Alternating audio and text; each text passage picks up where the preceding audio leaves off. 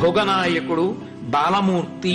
క్షమారూపి, ధర్మరక్షకుడు, వృషధ్వజుడు, హరుడు, గిరీశ్వరుడు, భర్గుడు, చంద్రశేఖరావతంసకుడు, స్మరాంతకుడు, అంధకరిపుడు, సిద్ధరాజు, దిగంబరుడు, ఆరామప్రియుడు, ఈశానుడు, భస్మ రుద్రాక్షలాంఛనుడు, శ్రీపతి, శంకరుడు, స్రష్ట, సర్వ విఘ్నేశ్వరుడు, అనఘుడు,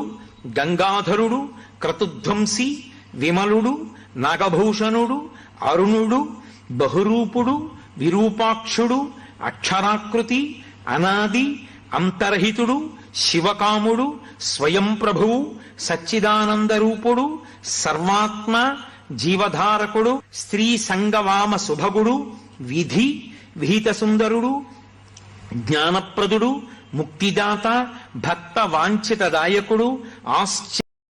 ప్రయత్నం చెయ్యరు, కానీ ఇప్పటికీ పరమేశ్వరుడు అక్కడ దక్షిణామూర్తిగా మర్రి చెట్టు కింద కూర్చుని ఉంటాడని ఎందరో సిద్ధులు, యోగులు, దేవతలు